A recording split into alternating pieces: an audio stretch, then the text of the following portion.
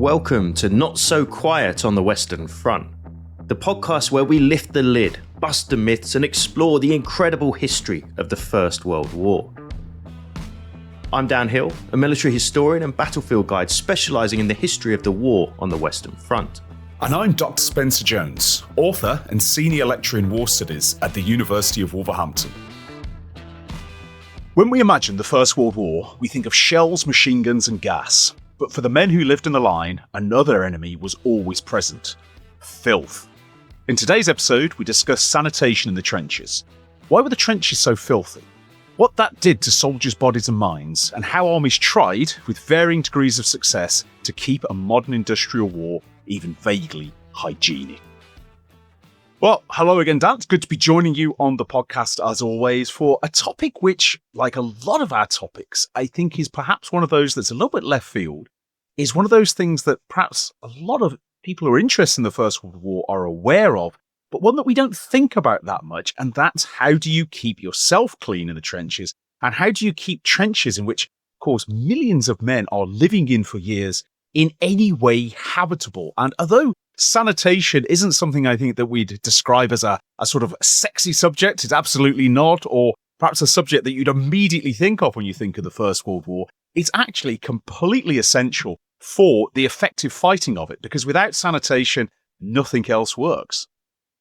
Yeah, and hi, Spence, of course. And I think you're absolutely right there. You know, there's a key point here because, you know, whilst it's not something that was well covered in recent years, can be a little hard to find literature about and you know, to kind of cover in the broader story of the Great War. Of course, at the time, it was absolutely on the forefront of everybody's mind. You know, all of those kind of standard daily bodily functions and just keeping everything going. And even from the position of higher authority, you know, it's absolutely essential to keep your troops in fighting order. You know, we've spoken about this before and we've discussed things like trench foot. You know, if you can't walk, you're no good as a soldier. And so there are many different kind of facets that we can lean into, I think, on this subject. But absolutely, you know, sanitation and keeping trenches clean and keeping yourself clean was absolutely the forefront of people's minds at the time. And so a really interesting subject to cover, I think. It is. And one thing that I think we can dive into straight away is why the trenches are so filthy in the first place. Because we've all seen movies. Perhaps we've seen a wide variety of movies, and one thing that is always portrayed is mud. Whether you go back to the earliest movies about trench warfare made in the 1920s and 30s, right up to the most recent All Quiet on the Western Front that was made and produced by Netflix, mud and filth is a common feature. You read soldiers' memoirs. They're full of references to the dirt, the mud, the smell in many cases. So we have this sort of intrinsic memory about how dirty the trenches were. And if you've ever been out in the garden, if you've ever been out in the fields and you've been digging and you've got yourself muddy, you know how unpleasant it can be and how difficult it can be to get clean afterwards as well. And the trenches of the First World War are especially filthy. And I think there's potentially an image here that certainly exists during the war, that one of the reasons the trenches are filthy is because soldiers are lazy and that soldiers are actually drawn from, in many cases, very poor areas of society, and they don't know how to keep clean. They don't know how to look after themselves. They don't take any care in their own environment. There's some actual comment on that during the First World War. But the real reasons why trenches are filthy is a lot more complicated than just the soldiers don't know how to keep themselves clean. And I think a big thing to really start with is geography, Dan, because particularly from a British and by extension a German perspective, there's areas of the Western Front like Flanders where, well, keeping dry, let alone keeping clean, is going to be really difficult. Yeah, absolutely. And geography is a key one. And troops on the ground would have realised that at the time. And as you rightly point out, Flanders there, it's very different to places like the Arras sector or the Somme. A big part of that comes down to, I think, the geology, amongst other things. One of them is a chalk sector. So the Somme, really leading up towards Arras and even north of there towards the Loos battlefield, is predominantly a clay surface, then with a very chalky sublayer. Now, if you go further north, you end up in what they call blue clay country, really, which is true Flanders. Around the Ypres salient would be a good example of that. That's very thick, kind of cloying, difficult to remove clay, which just sticks to everything. I think I've discussed on this podcast once crossing a field in the Ypres salient and getting to the other side of it and having about 10 kilos of mud stuck to each foot. And it gets very, very tiring very, very quickly. The other thing you need to add to that, of course, is a very high water table. So it's not, you don't have to dig down very far to hit water in the Ypres salient. And even further down the Ypres around Plug Street, it can be very similar as well. So when you realize that you only have to dig 3 feet down to hit a water table or 4 feet down to hit a water table, and you know that your trenches need to be 7 feet deep, immediately you've got problems. Particularly if you're in the low ground, which of course in the Ypres salient, most of the time the British are in the low ground because the Germans are on the ridges that radiate out away from Ypres. So from that point of view, you're already fighting something of a losing battle. It means you've then got to pump your water out. And of course, the Germans also have to pump water out of their trenches. But when you're on the top of a hill and you're pumping water out and you're a German, which direction are you going to pump your water? Well, surprise, surprise, directly into your enemy's trenches. Quite a clever tactic, not that often discussed, but absolutely vital. And so even I think when we set the goalposts out at the very start of this episode, just keeping dry, I think, which in many ways is worse than keeping clean, keeping dry, particularly in cold conditions, very, very difficult to do. And, that's before we even get into all the nasty little creepy crawly bits and all the horrible stuff that we've kind of, I think, in a sense, covered in various different aspects on this podcast before, but never together in its entirety. Conditions are just always going to be difficult. And particularly, I think, Spence, is worth mentioning early in the war as well, because, of course, we're not turning up with nice, newly constructed trenches with drainage channels and that kind of thing. Sometimes it's just make do and mend, and that's exactly what we see in 1914. It is, and this is such a culture shock for the armies. They've all trained in entrenchment to a greater or lesser degree, but they've always trained in entrenchment as fighting positions first and foremost, and not positions that you're going to spend a particularly long time in. They're seen as relatively temporary positions unless you're defending a city or a fortress. And so the appearance of trenches beginning in September on the River Ain, and then, of course, by the end of the year, the Western Front has completely formed. It's not something the armies have anticipated. And the key thing here is all their training and all their experiences, trenches as fighting positions first and foremost. And suddenly, trenches become something else. They have to be these areas in which men are going to live in for days, weeks, months, and ultimately years. And there is just not the experience of building trenches in the field, not around forts or cities, in the field like this. So there's huge problems with drainage. There's huge problems with sanitation, so latrines, things like this. There's huge problems with just keeping them from flooding, especially in the winter of 14, where it is very cold, it's very wet, you have rain and snow intermingled. When the snow melts, of course, it floods trenches. Absolutely appalling. And the early trenches, they're narrow, they're cramped. They're dug into farmland too. The armies, by and large, are fighting across farming areas, which have been manured for decades, for generations. So this is not clean in any way, if there's such a thing can be. It's not clean soil. It's not clean dirt. It smells. Add on top of that, of course, you've got corpses from earlier battles that have not been reclaimed, that are now sinking into the soil, that are decaying around you. You've got the rat population. It starts to explode. Discussed that in our trench rats episode 89, if you missed it. Trench rat population explodes. On top of that, they're running around. They, of course, are defecating and eating corpses. They're dropping bits of chewed up flesh everywhere. Appalling conditions. And so it happens very, very quickly. And in fact, the winter of 14-15 is so awful for everybody, but particularly the British army, but all armies suffer to a greater or lesser extent, that it leads to this change, that there's going to have to be better trenches. And although certainly the Allies hope they're not going to be in their trenches that long in 1915, it starts to lead to the development of trenches as these, if not permanent, semi-permanent places where you're going to live. This is the era when you start to see dugouts get constructed in trenches. Communication trenches start to connect to the front line. There's a rotation system starts to be built up, although that's still in its infancy, certainly for the British in 1950. There's an acknowledgement, well, we're going to be stuck here for weeks, months. I don't think anybody in early 15 wants to say the word years, but certainly that you're going to be here for a long time. So you've got to try and look after this. You've got to try and make it livable. But of course, the problem is, even as the trench system expands and there is more space, there's better conditions to an extent, there's more and more men coming into it. As the armies expand, you're getting, First of all, thousands, tens of thousands, hundreds of thousands. By the end of the war, millions of men are moving through the trench system, as well as, and this is often forgotten, millions of animals, whether they're trench rats that you don't want or they're horses and mules. Because one thing we forget is just how many horses and mules are within the edges of the trench system. Not necessarily in the front line, but you will use mules and horses to bring things as close to the front line as you can to save labouring space. So you've got a large number of men and animals. And what's one thing that unites us all? Well, we all have to go to the toilet at some point, Dan. And there's problem number one. How do you actually solve the problem of latrines?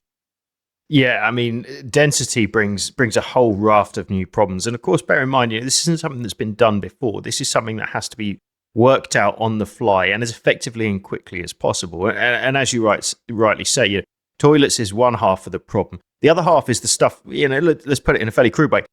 The stuff that goes in has to come out, but you've also got to deal with both ends of that spectrum because not everybody eats all their food. And so, you're getting masses of food, some of it fairly unpalatable stuff arriving on the Western Front, quite a lot of that getting eaten, quite a lot of the leftovers ending, where can you imagine?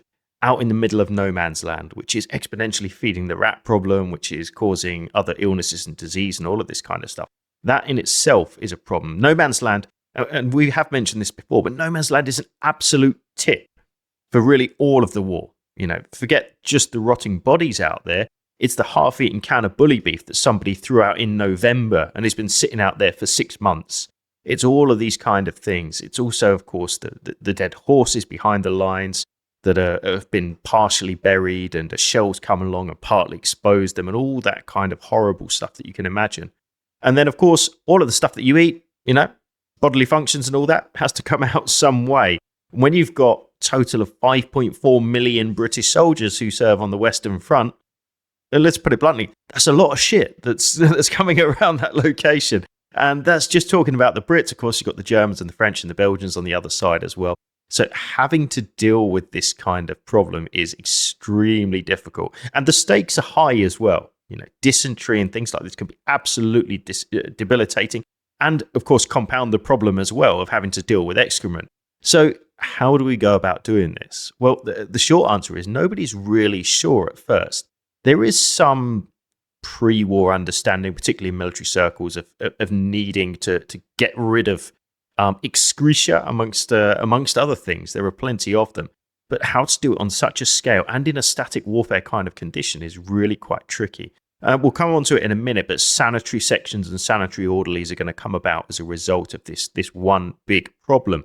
But, I mean, in the short term, though, Spence, how exactly is the British Army going to start dealing with this problem? Men that are in the front lines for 3 or 4 days are going to need to use the loo at least once. So how's that going to happen?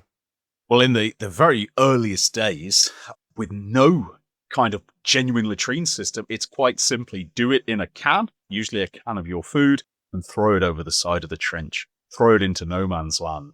And so you can imagine if you're in that position for some time, that's going to build up. It's going to stink. It's going to attract flies. And although flies aren't common on the Western Front in winter, they die off. They're certainly common right through the autumn. So you're going to see lots and lots of flies. You're going to have all kinds of problems from those flies as well. And one of the very first problems that the army has is, well, we've got to do something about latrines. And from simply throwing it over the side, or the alternative, if you're in a quieter sector, which is get out of the trench and walk behind it and do your business there. Well, that's not a solution either. One, you're exposing yourself to fire. And secondly, that you potentially everybody does it in the same place. It becomes a massive problem. It stinks, attracts flies and so forth. So the next thing is you need to have dedicated latrine pits, areas where you can go for various reasons and whatever you might want to do, whichever end it's coming out. And there's a variety of these start to get produced. And from this early state of do it in your bully beef tin, do it in a bucket and work it out from there, to the construction of genuine latrine pits. But one of the first problems actually that all of the armies have is, well, how close do you have them to the trenches? And in the early part of the war, they're probably too close, because there's this fear that, well, if everybody's wandered off to the latrines and there's suddenly an emergency or an attack and this sort of thing, everyone's got to run, you need to be back in the front line as soon as possible. But the downside for that is if your latrines are too close to the front line, they stink, they smell, they attract all kinds of horrible insects. They spread disease. They're going to cause problems. They're unpleasant for the soldiers. It already smells bad in the trenches. You don't want a latrine trench stinking there. So gradually, and it takes time, and it's not really formalized until really around the spring, summer of 1915, certainly from a British perspective, you start to get regulations on how far from living trenches that you're going to find latrines. The other thing with a latrine area is it's very difficult to maintain it indefinitely. There's no plumbing here. There's no sewage system to sweep these latrines away. Eventually, you say that latrine's full, you have to bury it, you have to fill it, cover it up, and you dig a new latrine. And one of the actual sort of deeply unpleasant things that can happen in the war is a previously covered latrine pit gets hit with a high explosive, it explodes, it blows the lid off, and if you haven't buried it deeply enough, it flings all that old excrement through the air, and even if you're not being killed or wounded by the shell blast, you are covered in this gunk. Appalling, horrible experience. So what this all means is latrines become their own sort of source of regulation. They become their own key element of the trenches. When you start to build a trench or redevelop a trench system, one of the big questions is, well, where are the latrines going to go in this? And there are questions about how big you want them, how many men can accommodate at one time. And you can't just have one latrine. If you think about the trench systems that are in existence, certainly by 1916-17, these trench systems are potentially 5,000 yards deep. Well, if you've got to walk 5,000 yards to your nearest toilet, you're going to really be unhappy by the time you reach there. And you might not reach there. You might do your business somewhere else, which is not what the armies want. So there's latrines dotted throughout the trench system. And incredibly, one of my favorite little anecdotes I picked up reading in preparation for this is when units are arriving to go into the trenches, almost like people or school children being taken on a day out, as they enter the trenches, there's usually a more complex latrine system close to the entrance to the trenches. And an incoming unit will often be told, listen, it's going to be 5,000 yards through this trench system to the front. If you're going to go, you've got to go now. And so all these new soldiers all disappear into the latrine pit, almost like a school outing or an OAP's outing. Really fascinating image, but it belies how serious this is, that there's a lot of planning and preparation and organization and maintenance as well. Because if the latrines are falling apart, if the sides are falling in, if the boards you sit on are collapsing, this latrine's no longer functional. And it's not a glamorous job to maintain them at all. And when we think about the First World War, we think about, fighting and battle and courage and all this. But the men who are working day after day to maintain these latrines are doing a job that's absolutely essential.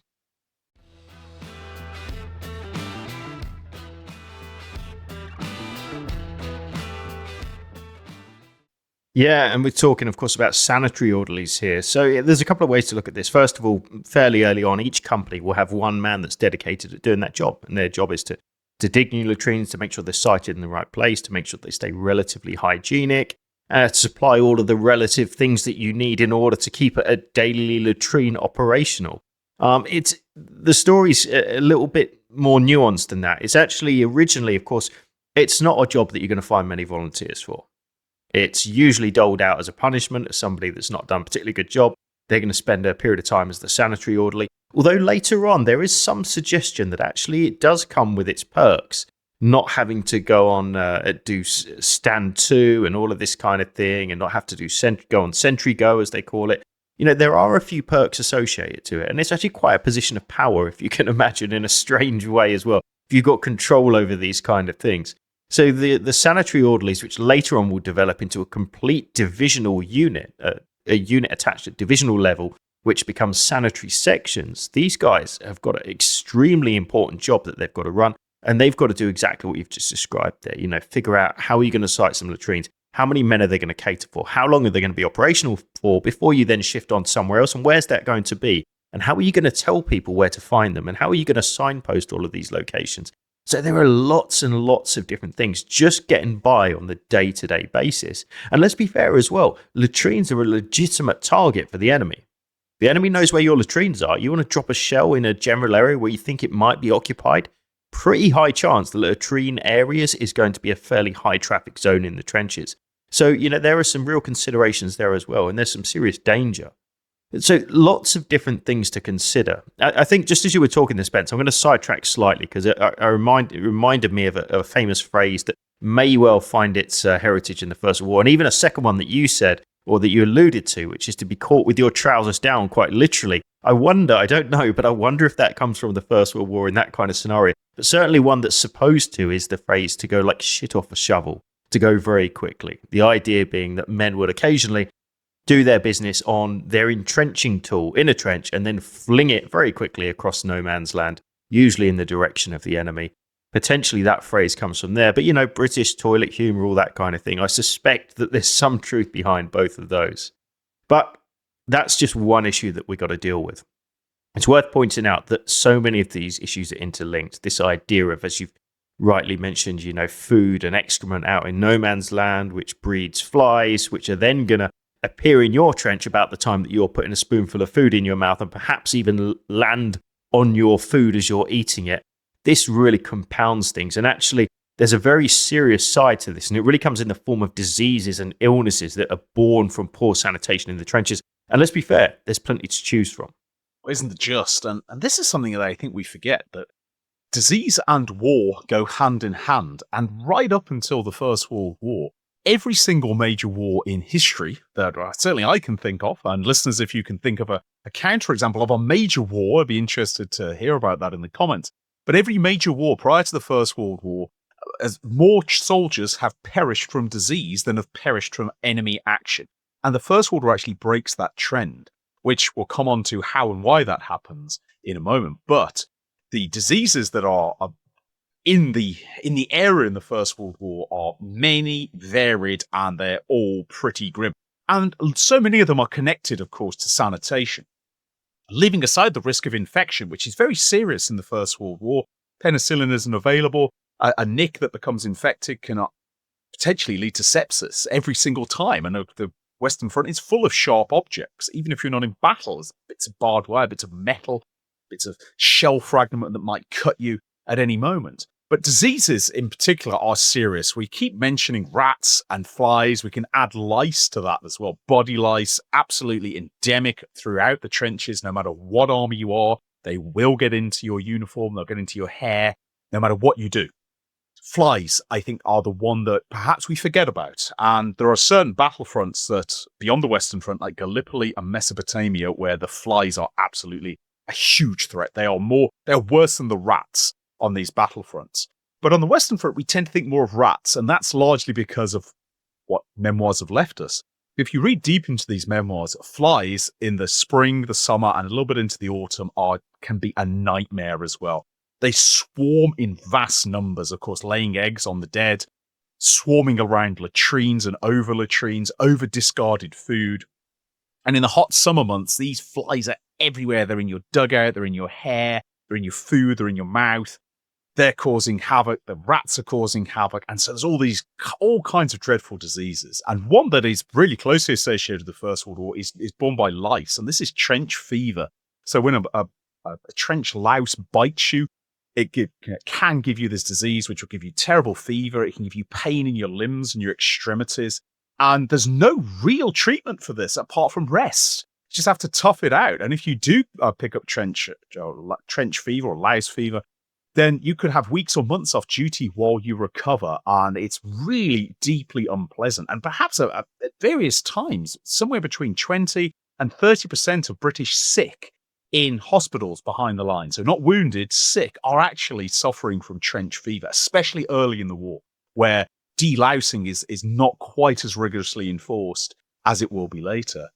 From flies and rats, you've got dysentery and other diseases of your stomach, but dysentery is the common one.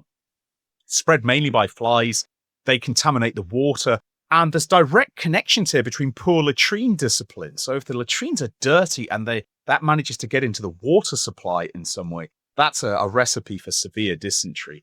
It's especially bad in hot weather because soldiers get really thirsty and they will drink regardless from streams, even from water that's pooling in shell holes, even though the strict regulations don't do that. But when you're really hot, and especially in a battle zone, you're going to do it. And it can affect even higher ranking officers. So Walter Congreve, VC, one of my sort of personal interest in the First World War. He gets seriously hospitalized during the Battle of the Somme in 1916 because he drinks some contaminated water, gets dysentery, and he's out of action until 1917 as a result. So it's no respecter of rank. On top of all this, you've also got conditions and problems that are linked to just being in dirty conditions. Trench foot is probably the most common. You stand in cold, filthy water for a long time, your feet are going to start to go very soft.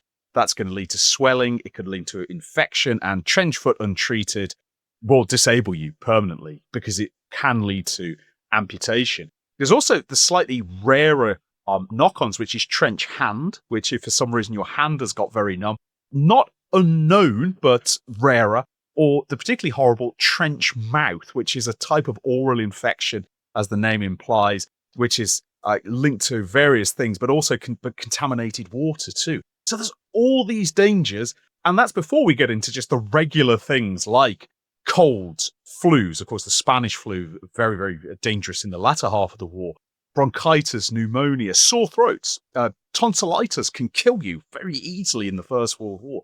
All this is sort of weighing on a unit. So this is what means keeping the area clean and trying to keep it hygienic is so important, Dan, because if you don't, and this has been the experience of armies prior to the First World War, your army will just die of disease. It'll just rot away. It'll be destroyed by the conditions. And if you consider how filthy the First World War is, given everything we've just described, it's pretty remarkable that this is the first war in history where more men are killed in battle than die of disease.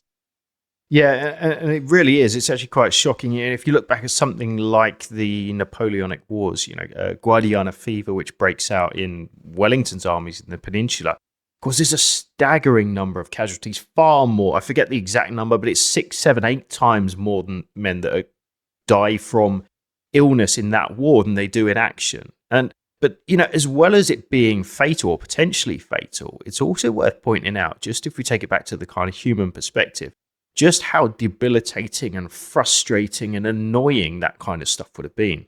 We know of the dangers of lice in terms of bringing, various different illnesses, which can be extremely serious. There's also just the thing that they're really itchy and really annoying and really frustrating. And if you're sitting somewhere, we discuss somebody on sentry duty for 2 hours, and that's pretty boring. But if you're itching non-stop for that 2 hours, that takes on a whole different level of annoyance. And if, say, you go into attack, we talk about the opening day of the Battle of Vimy Ridge in April 1917, people going over in the snow, freezing cold, with gas masks on at the opening part of the attack. Let's say you've got a cold or something ridiculous like that. All of a sudden, wearing a gas mask when you've got a head cold, horrible. Much more annoying, much more difficult. You're going to be less effective at everything you do. And I think you can make that exponentially true across the line. Let's say your feet are frozen and you stub your toe with fairly frozen feet, or any kind of little thing like that could cause you to be less efficient. So there's no great surprise for me at all that the British Army really by late 1915 into 1916 and then on from there says we really need to get a grip of this. We need our men in tip-top condition. We're bringing out very high rations for them so that they can burn energy. We're providing them with the latest kit and equipment. We need to make sure the men themselves are in good condition. And so we start to see situations where the British Army in a more formalized way is saying, right, let's keep these guys healthy. And so things behind the line, and we should say, Spence, as well, this is really important in that this is really refers predominantly to static areas. Not really where the lines are moving so much because things get far more complicated. But for example, how do you disinfect a battalion's worth of blokes' clothes in one go and get them cleaned and get them back in the line? I mean, it's quite a tricky thing to achieve. It is. And I mentioned trench fever, which becomes this big, big problem in the British Army in the spring of 1915. And it's quickly identified, well, it's coming from the lice. And up until that point, lice have just been accepted as, well, it's one of those things. You're just going to have to tough it out like your forefathers did. But as the army begins to learn, well, actually, this is taking out large numbers of our troops because they've got trench fever. They can't do anything. The French and the Germans are also experiencing the same, incidentally. We've got to do something. And that means you need delousing. It's not just a case of, okay, you've been in the trenches for a bit, you rotate out, just deal with it. Sort it out. Instead, there needs to be something really formal here.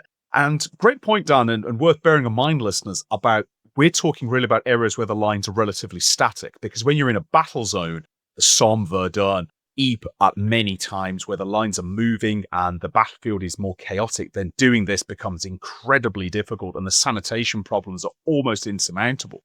But in an area where it's relatively static, perhaps it's a quieter area or a quieter time of the war, what all the armies start doing is setting up bathhouses. And this is something that has not really been done before in military history, to set up these permanent bathhouses, which will give you access to hot baths and showers.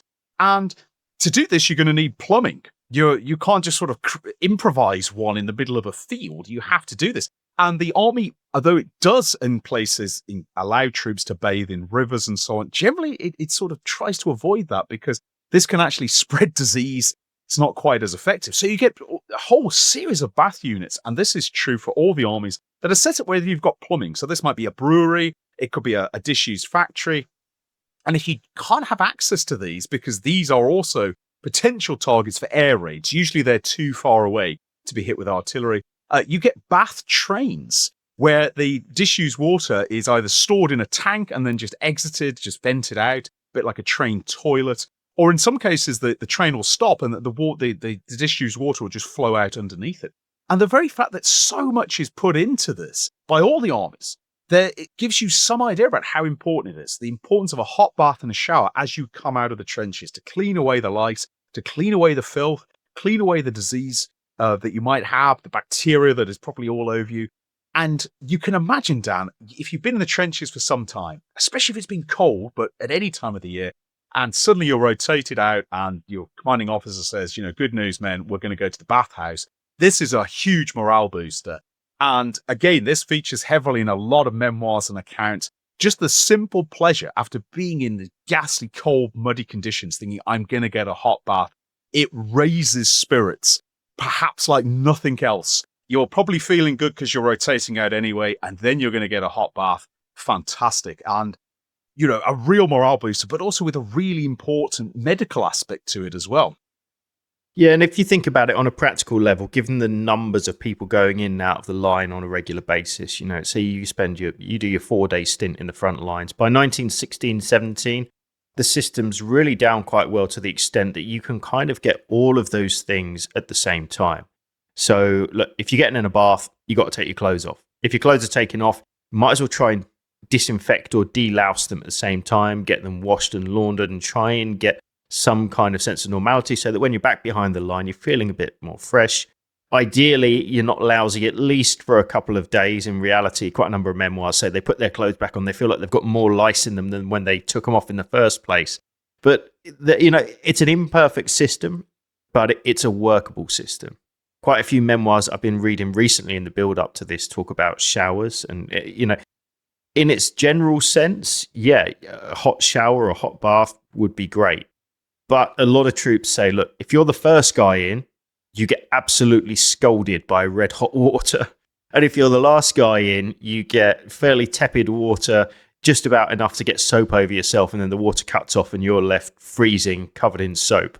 So it's not a perfect system. But when you've got thousands upon thousands of men on all sides of the line doing this same thing, in an ideal situation, yes, certainly increases cleanliness standards. But a lot of this as well comes down to the men themselves. They're the ones that have to put up with it at the end of the day. The army, if you've got a few lice on you, they're not going to put you back through the delousing thing. You're going to have to deal with that yourself.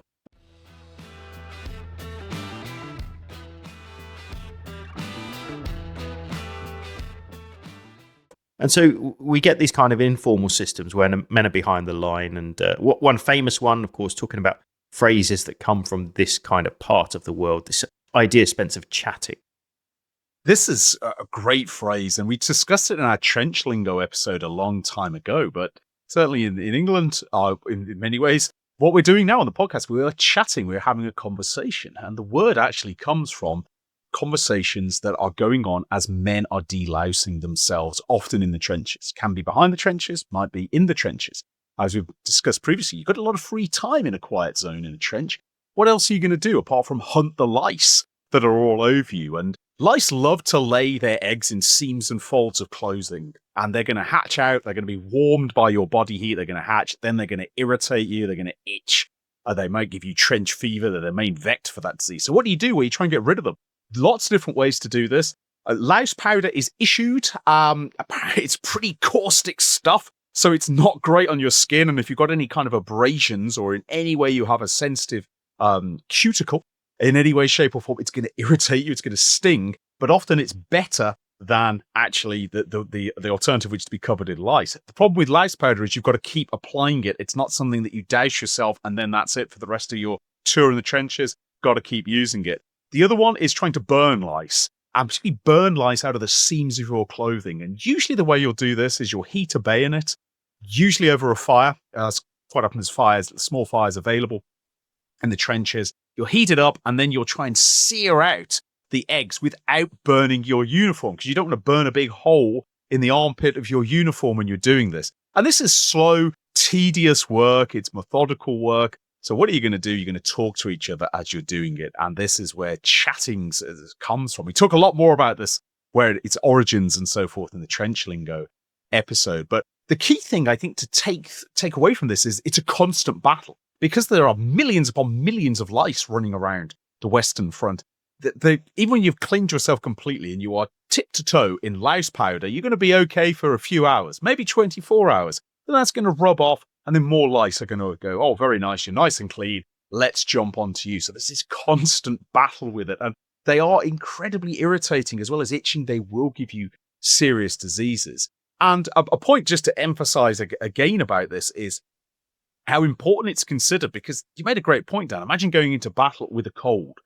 Imagine going into battle with a frostbitten toe, or, you've got a bad cough, a chest infection is developing. Well, imagine being in battle, doing something where perhaps you're lying prone, you've got to keep your head down, and you are itching like fury because lice are running around, because the lice are disturbed by the rapidity of your movement when you're going into action. And then when you settle down, they're all still worked up. They run all over you. They irritate you. They bite you. Just incredibly irritating, especially if you're trying to keep yourself still. So it has a direct follow-on into battle as well. So there's all these things, and they are... The important thing from the army perspective is they also lead to increased military efficiency as well. And one thing that's noted throughout the war, and indeed in war subsequently, is units that are where their sanitary arrangements have really collapsed. And this might be because of the nature of the battle. Perhaps just they've been blasted out of their trenches, they're fighting in hasty areas. It's difficult to maintain your morale. Troops are demoralized by fighting and living in filth. And one of the things that affects the German army towards the latter stages of the Passchendaele offensive, obviously grueling, horrible, a nightmare for sanitation. Because the Germans are fighting so much out in the crater fields, they don't have access to this kind of cleaning. They don't have access to genuine latrine trenches.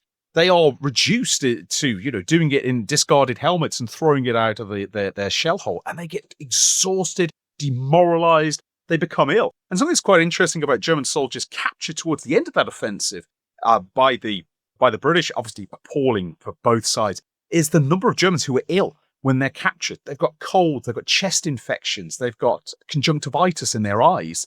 And all this is from living in these shell hole positions. So sanitation has this direct knock-on effect. And units that get very demoralized, and I'm thinking of the hard luck formation, the Portuguese Expeditionary Force, lots of problems. Its officer corps is really stretched, partially abandons its own army at times. One thing that British observers say is the sanitation arrangements here are terrible. Nobody's maintaining them. Everyone's a bit depressed, certainly by early 1918. So it can be an indicator of morale. And although soldiers might find it boring to do all this, Dan, it can be the difference between life and death. It really can. And, it's fine margins with all of this stuff. And it was interesting, as you were talking about that, I was reminded of a statistic that I read a little while ago about German levels, particularly of dysentery in 1918. And I think you can link this quite closely to just a general suppression of the immune system through things like poor calorie intake. So we spoke very recently, actually, on a different podcast where we were talking about the naval blockade. It's funny how you can kind of link that in a sense to the trenches, because troops in the front lines, in German troops particularly by 1918, are really struggling to get their calorie intake. That calorie intake is just causing a general weakness, particularly a suppression of the immune system. which means that all of these things that we've been discussing, all of those elements that you would, that maybe a healthier person might be able to withstand, you just become more susceptible to those problems. You're much more likely to get a cold if you've not got decent energy levels, if you've not got yourself that kind of decent balanced diet, if your calorie intake's just that little lower. So all of these things, they really compound one on top of the other. And then when you've got so many men out of action, things start to have to give way. Okay, well, can we take guys out of the front line? No, but we can maybe take them out of the... do we need 25 guys running the bathhouse? Or no, maybe let's make that 15. And then the problem compounds and compounds and compounds. So, all of these things, they're really very much interlinked. And I just raise another point here, Spence, something that kind of intrigued me when you were talking. I can imagine what a prize, and we talk about kind of objectives in a very broad sense, and the Spring Offensive would be a good example for that. We've heard various accounts before of German parts of the offensive being stopped when they come across a particular stock of very interesting, hard to come by kit or equipment. Surgical gloves, I think, is one where they get looted at a massive amount in 1918, to the extent that it actually stops Germans from attacking. I just wonder what extent, like a behind the lines bathhouse or sanitation complex or set of showers that are captured when a bit of ground is given up, how much of a big deal might that be? Because I would imagine it's certainly for the guys that lose it, it's a big deal. But for the guys that captured it, maybe just as much. That's a really interesting point, and absolutely right about it's well attested in the German literature that as the Germans break through, and this is true in the Spring Offensive against the British and against the French a little bit later on in 1918, when they overrun areas behind the lines, they are fascinated and distracted by what they find there, whether it's masses of kit and equipment. And there's some fantastic photographs from the summer of 1918 of German troops walking around, and they're carrying Lewis guns, they're carrying British Mills bombs laced all over their kit. They've looted Allied equipment because it's available, it's got ammunition, they take it. But the big one is food, of course, and there's a number of instances where particularly German second-line troops arrive to secure an area. What's here? Well, there's a big depot full of food, and by 1918, the German soldiers' daily calorie ration is somewhere between 2,000 and 2,500 calories a day. Now, for a sedentary person in the 21st century, that's probably going to be okay. It depends how big you are. Depends on your age and things. But if you're an active man fighting outdoors in 1918, this is not sufficient, and it is not high-quality food either. A lot of it is ersatz food, substitute food. So you're not getting enough calories. The calories are of low quality, and then you're exposed to a massive French wine or a massive British cheese. But I'd not really considered about what if you overrun a bathhouse? What if you overrun a sanitary camp? And you get access to lots and lots of delousing powder. Because one thing the Germans do have problems with in 1918 is maintaining sanitation. As they burst forward in the Spring Offensive, they're leaving their fixed positions. They're traveling, particularly in the Somme region, over an area that is totally devastated. Clean water is a major problem crossing the Somme. And by the time the German Spring Offensive on the Somme comes to an end in April, second week of April 1918, one of the problems the Germans have is they have a lot of disease. And although certainly a proportion of that is probably Spanish flu, the first wave of Spanish flu, a lot of it is because sanitation arrangements just aren't quite right. So capturing bathhouses, capturing clean water areas is absolutely crucial to the German war effort here, and speaks to just how important it is. But there's something else I think which we've mentioned before and worth reiterating is despite all this filth, despite all the problems, the rats, the flies, the lice, the latrines, everything else, it's remarkable that more soldiers perish in combat than they do of disease. And I think this is a story that we don't really think about how much sheer effort that takes to do this for the first time. Now, whether you die of disease in war or you're killed in battle, probably to the victim, it doesn't really matter. It doesn't make a lot of difference. But it is still a remarkable achievement. And what is driving this, as you've said, Dan, lots and lots of people working very hard in very unglamorous jobs, and behind it, an enormous and so surprisingly sophisticated, because we tend to think of medicine in this period as backward, and certainly in elements, it was still learning. It level of knowledge we have now vastly exceeds that of the First World War. But huge amount of effort with a complex bureaucracy behind it and a lot of the best medical knowledge that's available at the time, constantly in battle with this grisly, dirty, filthy environment. And yet, as the statistics for the number of men who died from disease shows, ultimately the medical and sanitary authorities, they win. I think that's quite remarkable and almost completely forgotten now.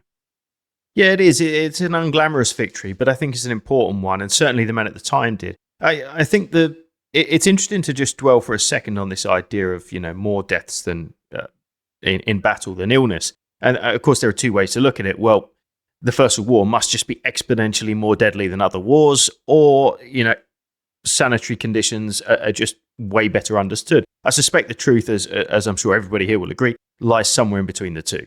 First World War is very deadly, but people really get a grip on this idea of sanitation here. We've discussed this concept a number of times before. You don't have to wound a guy, you don't have to kill a guy to make them ineffective in battle. If you can put them into a situation where they make themselves ineffective because of the conditions around them, that's just as good. You're not having to fight that guy when you break through in March 1918. And so the British Army, in particular the high ranks of the British Army, the divisional generals, corps commanders, and army commanders, take this very seriously. They realize that they need to keep as many guys in the front line, or in the lines at least, as long as possible, in as best state as possible. And so we get things like the sanitary police comes into being. This is a unit that has the same powers as the military police. This is how serious this thing's taken. And there's a number of just points raised here, and I'm just going to read them out quickly because it gives you an idea of how seriously the upper echelons of the army are taking this. So these are the things that they have responsibility for. Number one, the preparation and care of latrines and urinals, including the filling of the same and marking of old sites. 2, the systematic collection, removal, and disposal of refuse by burning or other method. 3, the construction of ablution places and the disposal of wastewater. And 4, the sanitation of cooking places, horse and mule lines, and slaughtering places in the areas occupied by each unit. So the regimental sanitary police are actually detailed originally from the strength of that unit on a divisional level at first, but they're vested with the authority of the military police for the better performance of their duties. And you can actually, by 1918, if you, for lack of a better word, take a shit in the wrong place, you can get yourself fined, you can get yourself reprimanded and disciplined.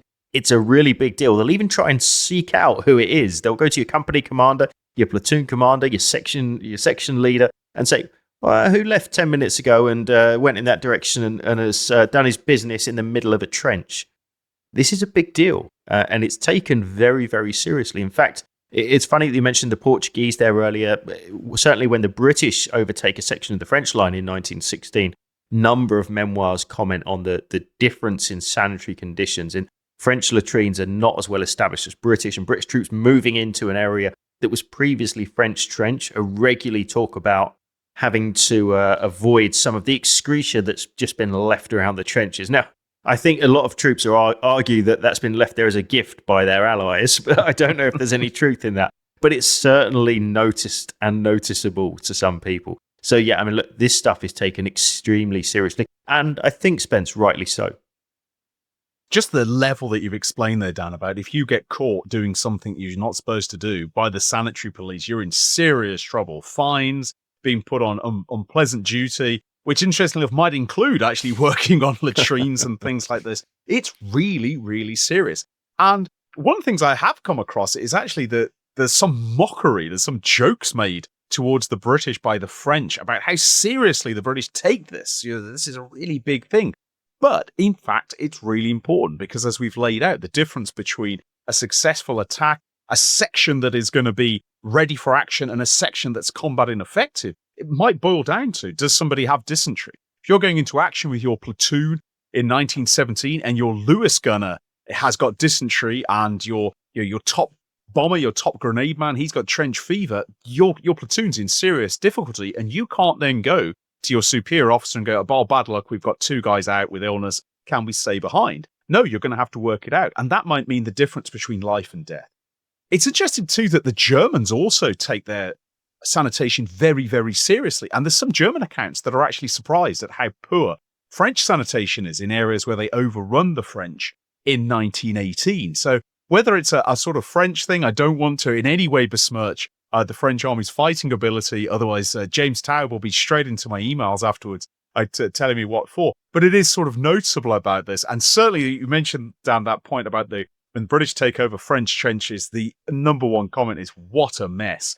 And partially, I think that's because the French know they're giving it to the British. They never have to think about this again. So they just go, well, whatever, you deal with it now. And off they go, much to the chagrin of the incoming British or British Empire forces. But the emphasis that's put on this, how much it's talked about, is because, and this goes a little bit back to the idea of when we talk about trench rats. No matter where you are on the Western Front, you're going to encounter rats. You're going to hear them. You're going to see them. They might nibble you or nibble your equipment, your food. Equally, if you're in the trenches or even near to the trenches, you're going to be in a battle with filth and you're going to have to deal with latrine situations and all this. And so it's as essential to everyday life and everyday functioning of the armies as military training is, as being able to load and aim and fire a rifle is, knowing how the sanitation system works, and it can make a huge difference.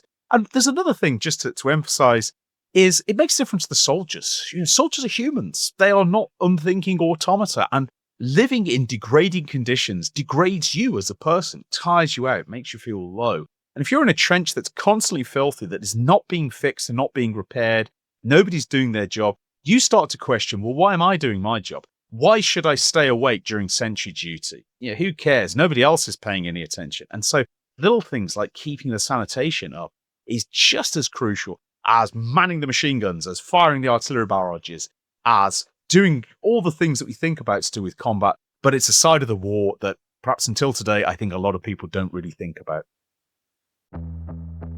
You've been listening to Not So Quiet on the Western Front, a Battle Guide production. If you've enjoyed this podcast, why not check out the Battle Guide YouTube channel, where we regularly release documentaries exploring some of the most famous and extraordinary episodes from throughout military history. If you'd like to support the Battle Guide team to create more content just like this, why not head over to our Patreon, where for the cost of just a cup of coffee, you can get access to full-length virtual battlefield tours, exclusive behind-the-scenes content, decide which subjects we cover in future podcasts and videos, and join a fantastic community of like-minded people. That's all this time. See you again soon.